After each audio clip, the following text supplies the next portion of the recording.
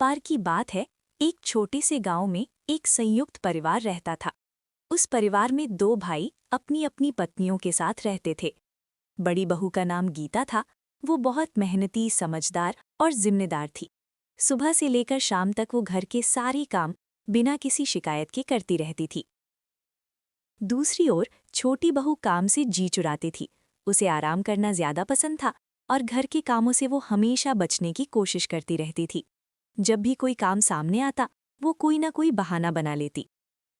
भैया जी आप बैठिए, मैं अभी चाय बना देती हूँ। काम थोड़े ज्यादा थे ना, इसलिए थोड़ी देरी हो गई। बस अभी खाना बन जाएगा थोड़ी देर में। दीदी आप इतना काम मत किया करें, आप थक जाती होंगी ना। थोड़ा आराम भी कर लिया करें। ये घर सिर्फ आपकी जिम्मेदारी थोड़ी ना है। दिन भर काम करके कौन सा तीर मार लेती हो तुम? दिखाती तो ऐसे हो जैसे कितना ही काम कर लेती हो। इस घर की मालकिन नहीं हो तुम। मैं इस घर में हूँ, तब तक तो इस चीज की कोशिश भी मत करना। ये क्या तरीका है बात करने का? मदद नहीं कर सकती हो तो कम से कम तमीज में तो रहा करो घर में। प्यार नहीं दे सकती तो नफरत क्यों देती रहती हो? दीदी कुछ कहती नहीं, इसका मतलब ये नहीं कि वो कुछ बोल नहीं सकती। नहीं गीता, मैं तो बस घर संभाल रही हूँ। अगर तुम्हें बुरा लगा हो तो माफ कर दो। भैया, अब आप भी चुप हो जाइए। कोई बात नहीं, मैं घर का काम कर रही हूँ ना। आप चिंता मत कीजिए, मैं सब संभाल लूंगी। वो समय बीतता गया, परंतु प्रिया के व्यवहार में कोई बदलाव न था। भाभी दिन रात घर के लिए मेहनत करती हैं और तुम उनसे ऐसे बात कर रही हो? तो क्या मैं नौकरानी हूँ, दिन रात काम करूँ और अपनी जिंदगी भूल जाऊं? मैंने ये कब कहा? मदद करना नौकरानी बनना नहीं होता। ये तुम्हारा भी तो घर है। अरे वो तो खुद ही काम करने की शौकीन है, मैंने थोड़ी कहा था। यही तो फर्क है गीता। वो फर्ज समझ कर करती हैं और तुम एहसान समझ रही हो। उस दिन के बाद से तो प्रिया का पति भी बहुत ज्यादा चिंता में रहने लगा। उसको अपनी भाभी की तकलीफ रास ना आई। एक दिन तो प्रिया ने हद ही मचा दी। मैं पार्लर जा रही हूँ, मुझे आते वक्त देरी हो जाएगी। खाना बना दीजिएगा और हाँ, मेरे भी कपड़े धो दीजिएगा। खाने में नमक थोड़ा ज्यादा हो गया था, थोड़ा कम कर दीजिएगा। कोई दिक्कत हो जाए घर में तो मुझे फोन करने की बिल्कुल जरूरत नहीं है।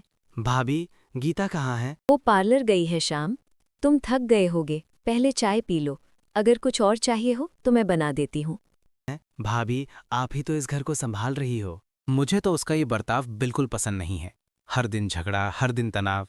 बताइए भाभी, कल भी लड़ाई करके गई है। कुछ ना कुछ तो करना ही पड़ेगा। सब ठीक हो जाएगा शाम, धैर्य रखो। रिश्ते प्यार से ही संभलते हैं।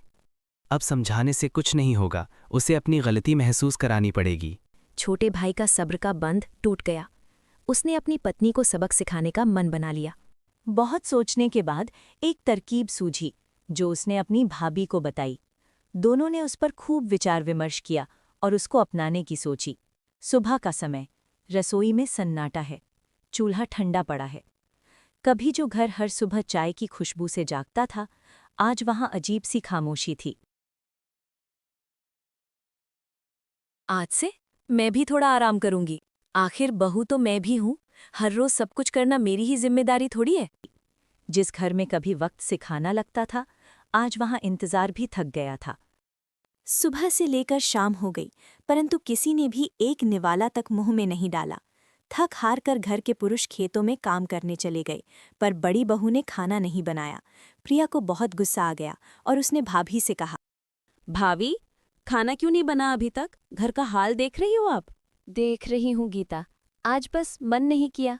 मन नहीं किया? ये क्या बहाना हुआ? घर कोई होटल नहीं है और मैं कोई मशीन नहीं हूँ रोज रोज चलती रहूं। तो क्या अब मैं बनाऊं? मैंने तो कभी कहा ही नहीं था कि आप इतना सब करें। नहीं, आज बस वही कर रही हूँ जो तुम रोज करती हो। आप कहना क्या चाहती हो? मैं बस इतना कहना चाहती हूँ प्रिया, कि आज मेरा घर का काम करने का मन नहीं है। मेरा भी पार्लर जाने का मन है, सजने संवरने का मन है। आखिर कब तक मैं इस घर में नौकरानी जैसा काम करती रहूंगी? खाना ही तो है, बाहर से आ जाएगा। प्रिया को एहसास होने लगा कि आज भाभी उसी के जैसे व्यवहार कर रही है।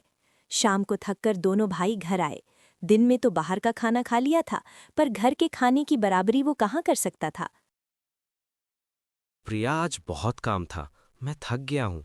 क्या आज एक कप चाय नसीब में होगी? खुद बना लो, मैं भी घर में खाली नहीं बैठी हूँ। अपना काम करके अभी बैठी हूँ।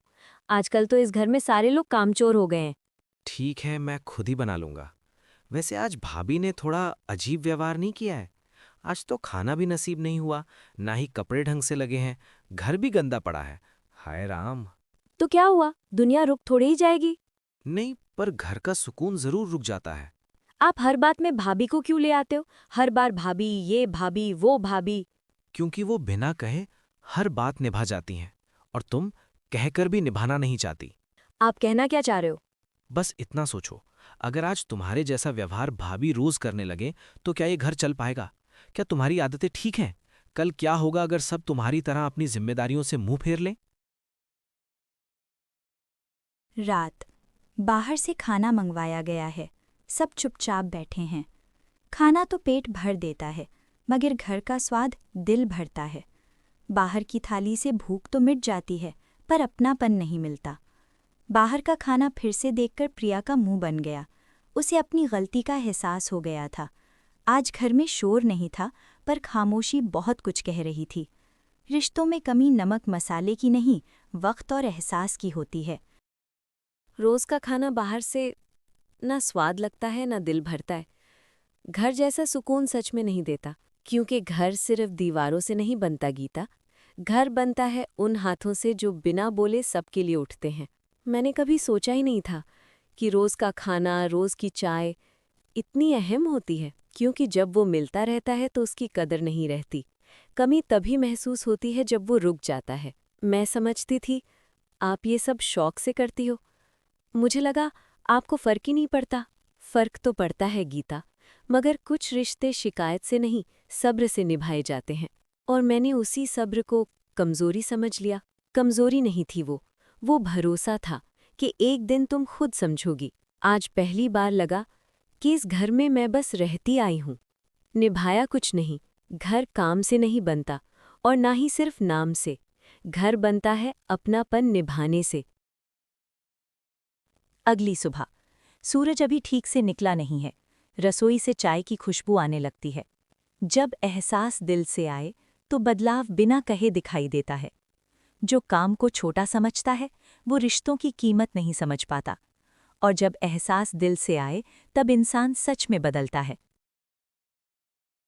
अरे, ये कौन आ गया मेरे घर में? प्रिया तो नहीं लग रही। मेरी प्रिया कहाँ है? अरे दीदी, मैं ही हूँ, पर आज प्रिया नहीं, घर की जिम्मेदार बहू खड़ी है। आज से आपको खाना बनाने में पूरा कंपटीशन मिलेगा। अरे वाह, क्या बन रहा है खाने में? मैं भी तो देखूं आज खातिरदारी कैसे हो रही है। आज आप बस बैठकर खाना खाइए। अभी पकौड़े और चाय बन रही है। थोड़ी देर में गरम गरम पराठे हाजिर हो जाएंगे। आप बस सबके साथ बाहर बैठिए, अभी सब कुछ लेकर आती हूँ। सुबह सुबह चाय पकौड़े भाभी, आज कोई खास बात है क्या? अरे देवर जी, आज मैंने नहीं, आपकी प्यारी प्रिया ने खाना बनाया है। जरा चखिए तो। खुशबू तो बड़ी अच्छी आ रही है। आपके पसंद के पराठे भी बन रहे हैं। आज तो प्रिया को किसी पर बहुत प्यार आ रहा है। अरे भाभी, ऐसी तो कोई बात नहीं है। सही तो कह रही हैं भाभी, प्यार तो आ रहा है, पर सिर्फ आप पर नहीं, अपने पूरे परिवार पर। पर अब बहुत हो गया, सारे लोग बैठिए और खाना खाकर बताइए कैसा बना है। गरम गरम पराठे आ रहे हैं, खाना शुरू करो सब। वो तो सब ठीक है प्रिया, पर खाने लायक तो है ना खाना? कहीं ऐसा ना हो कि खाना खाने के बाद हम कुछ बोलने लायक ही ना रहे। भैया देखिए आपका छोटा भाई क्या कह रहा है। शाम हो गया, छोड़ो प्रिया इसे। खाने की खुशबू तो बहुत अच्छी आ रही है। इन सबको छोड़ो, मुझे खाना खिलाओ। जहाँ तानों की जगह हंसी की गूंज सुनाई दे और सब अपनी जिम्मेदारियां हंसी खुशी निभाएं, वहीं से सच्चे रिश्तों की शुरुआत होती है। प्रिया के एक कदम से आज पूरे घर में रौनक लौट आई, और फिर वो कभी गई ही नहीं।